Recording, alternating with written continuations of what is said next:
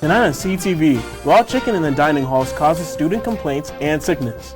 And then therapists are being mentally affected by listening to other people's problems. Finally, see if the CSU basketball teams are in any trouble as they near the end of their season. All this and more starting on CTV right now. Good evening, Rams. My name is JJ McKinney, filling in for Weston Hubbard. And I'm Natalie Devereaux. Fort Collins Emergency Services responded to a fire at an apartment complex Wednesday morning. The fire occurred at Landmark Apartments, located off Hobbit Road. According to the firefighters at the scene, the fire was started within one of the apartments.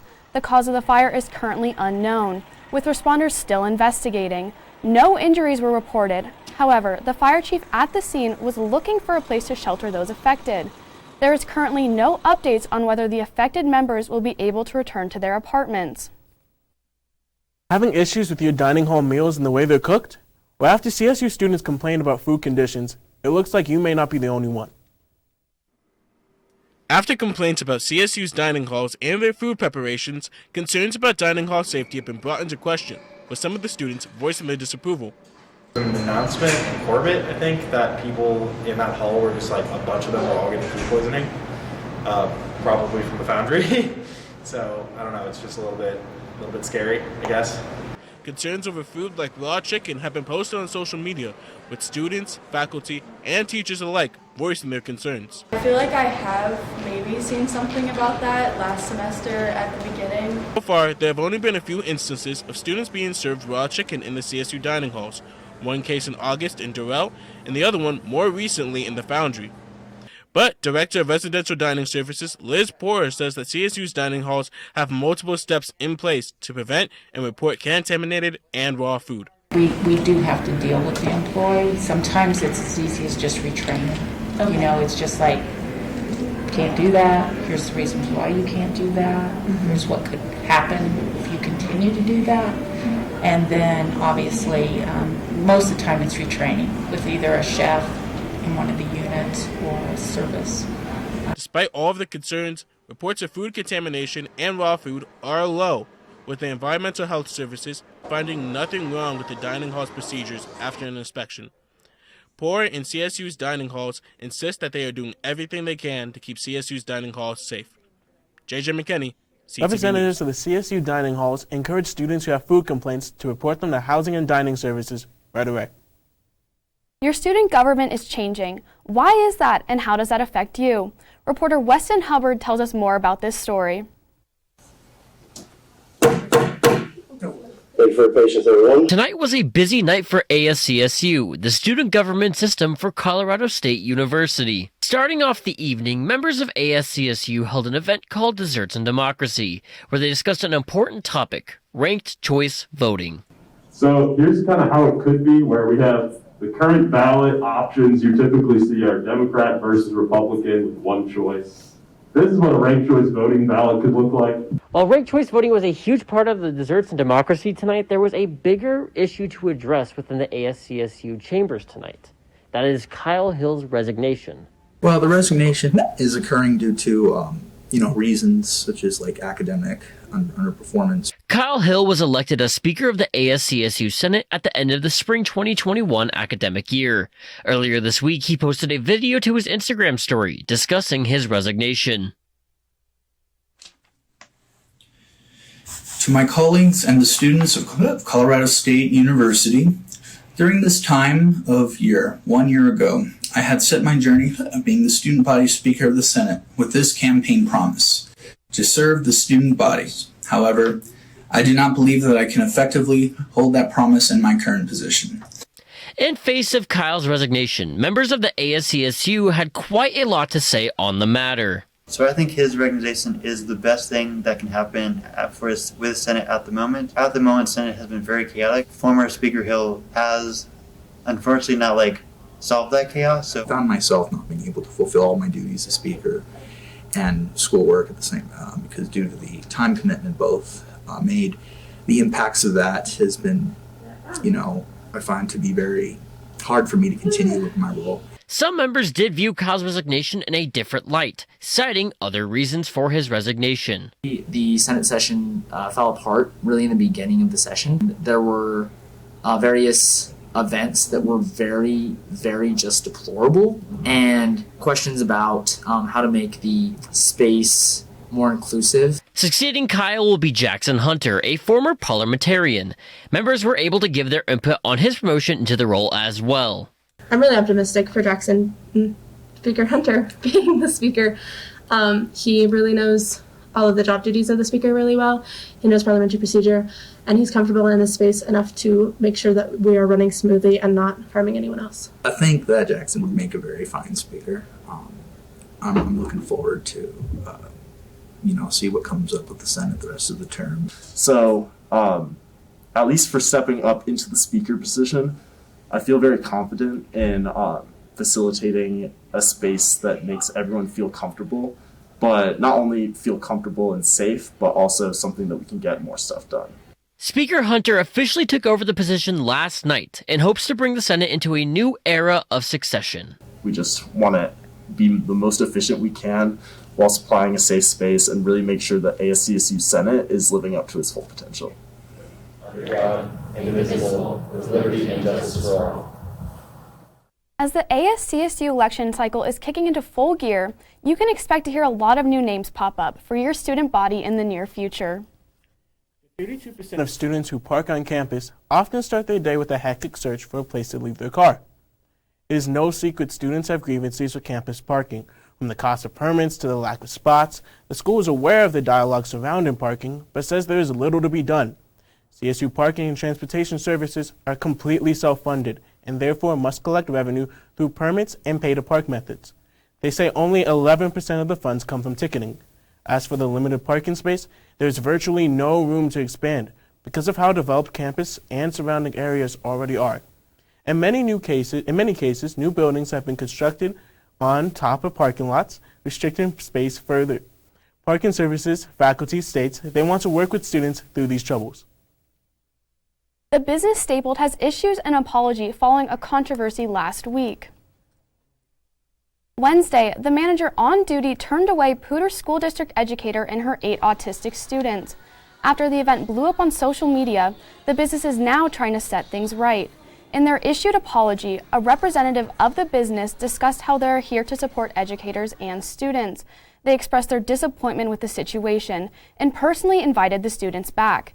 However, the representative did not comment on the state of the manager's employment with the company. Hopefully the students can feel safe to go back and Staples can set an example for all businesses in Fort Collins. Living in a pandemic for nearly 2 years now has certainly taken a toll on many people's mental health. Here to talk with us more about how people have been affected in these invisible ways is Hattie Williams. Hattie? Thanks, JJ. As you said, living through the pandemic has certainly had negative effects on many people's mental health. A survey of the U.S. Census has found that there has been over a 30% increase in those reporting symptoms of anxiety or depression over the last 2 COVID-filled years. However, with the rise in these disorders also comes a rise in awareness about mental health, and has many individuals seeking out resources for help. CSU's Health Network provides services of all kinds, including therapy sessions. But this got me thinking, how are the therapists that help us affected by their jobs? CSU offers many different health services to students, including counseling. This is Adam John Aparicio, a therapist at CSU who has taken steps forward in helping students with their mental health. And while he's been counseling people for 9 years, it is anything but easy. There are times that I've struggled with being in therapy mode. People will come to me who are my friends and family with dilemmas, and I'd like to support people, but sometimes I have to say like, hey, remember, I'm not your therapist. One of the big worries that my family and friends had was that I might take everyone's story home and it might be difficult for me to hold everyone's kind of sadness. I'll say that while people's stories impact me as a person, because I'm a human at the end of the day, going to school to become a therapist, really understanding what boundaries are, allows me to remind myself that I am just 1 hour, maybe every other week for a client, and I'm but a helper along the way. Although being a therapist has its ups and downs, Aparicio still finds inspiration in the job. I think a story that has really impacted me as a therapist in general is when I see people come to me when they feel like they're at their lowest. They remind themselves of their power. They remind themselves that they are resilient beings. Their mental health goes further than their 2, 3, 5 years here at CSU. Mental health is a consistent and lifelong journey. So I'd really like students to think about how mental health isn't just something that happens at the college level, but it will continue throughout your lifetime. It was truly inspiring talking with Adam John and hearing about his journey as a therapist. It's nice to know that the people who work so hard to help us also take care of themselves. Back to you guys. Thanks, Addie. You know, I have to say, it's so great to go to a school that has so many resources for students, but then also has resources for those that are helping us. Exactly, and I feel so many of us have struggles with mental health from time to time, so it's really inspiring and just really great that they have those services to help us. Definitely, and finding those moments of positivity. And speaking of positivity, it's honestly great to hear about people who act as rays of sunshine through these darker times. But speaking of rays of sunshine, weather anchor Michelle Ellis is going to be coming up after the break to tell us if we're going to get more sun or more snow in the upcoming days. Michelle, what can we expect?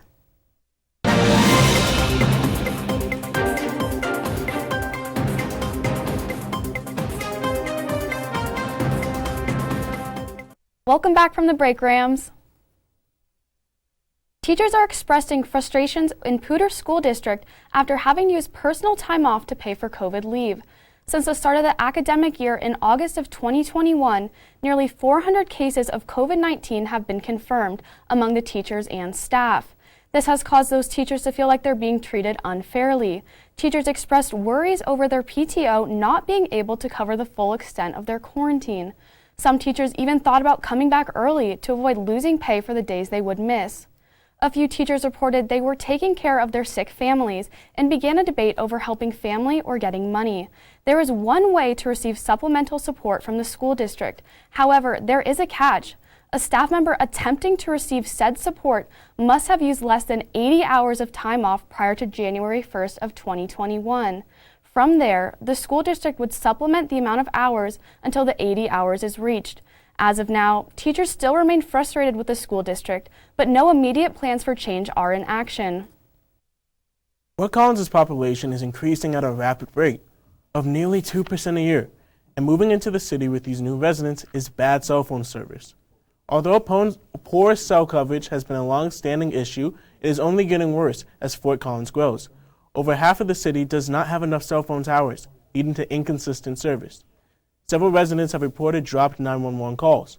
Unfortunately, there is no simple fix. The city's land use and zoning codes make it difficult to build cell towers. On average, towers are 50 feet tall, and city codes state they must fit the context of the surrounding area. That means if there are no tall buildings, there are no towers. The city is looking into multiple options to remedy this expanding issue, such as mounting cell sites on roofs, altering regulations, and using public art to conceal towers. The city of Fort Collins is planning to pull the community out of the COVID-19 pandemic by using federal funds. After listening to community members who expressed concerns about maintaining their health while working, the Fort Collins government has created their Recovery COVID Plan to focus on health, equity, and community resilience, economic recovery, and environmental issues. They will use the remaining $19 million allocated from the federal government to help people who are struggling to find stable housing, having trouble maintaining small businesses, or those who cannot work from home. The specific details of the recovery plan will be voted on in March.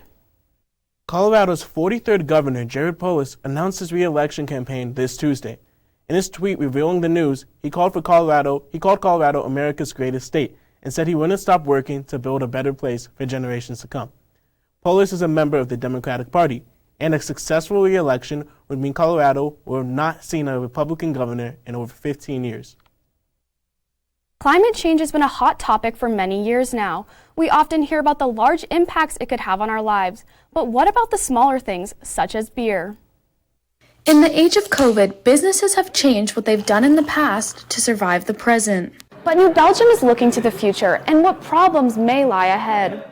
Businesses represent a massive portion of environmental pollution. You don't have a climate plan, you don't have a business plan, because these threats are coming to all of our supply chains. Agriculture is a huge aspect of brewing beers that is being hit hard by climate-related issues. This past year represented the worst barley crop in history. Water supplies are also in danger, especially from wildfires. In 2020, the Cameron Peak Fire blazed across Colorado, affecting water sources. There is a foreseeable future, and not that far away, if we don't attend to climate change, where we might not have water for beer, or if we do, it tastes like smoke. To raise awareness around climate change, New Belgium released 2 beer campaigns, Torched Earth Ale and Snow Point of Return. Kind of forecast what supplies might be available to us in a climate-ravaged future, and we brewed a beer with it. And the beer doesn't taste that great, and that's the point. We're concerned that very few cities that have historically hosted the Winter Olympics would ever be able to host again under climate change being realized. And so we wanted to brew a beer that helped to speak to the way that the Winter Games are at risk. The brewery hopes to inspire a push for environmental action. It's hard to think about what climate change will do until you have something you can touch and feel, right? And you can understand the consequences with your own senses. New Belgium is also taking their own steps to help the environment. In 2020, they released the first certified carbon-neutral beer in the U.S. They have also pledged to become completely carbon neutral by 2030. As you know, many businesses have been struggling due to supply shortages during the pandemic, and the Girl Scouts of Colorado are no exception.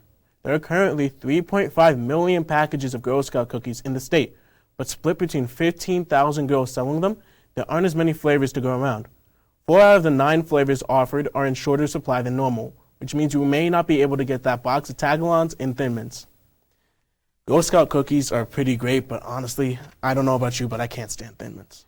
Okay, I have to say, when I was a kid, they were my absolute favorite. I feel like I've matured out of them a little bit, and the lemon ones are where it's at. Fair enough, the lemon ones are so good, just can't stand Thin Mints, I'm sorry. I'm not apologizing for it.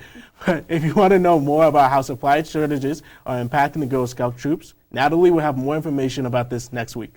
Yes, I will, JJ. And with that, Rams, that's all that we have for you on news updates.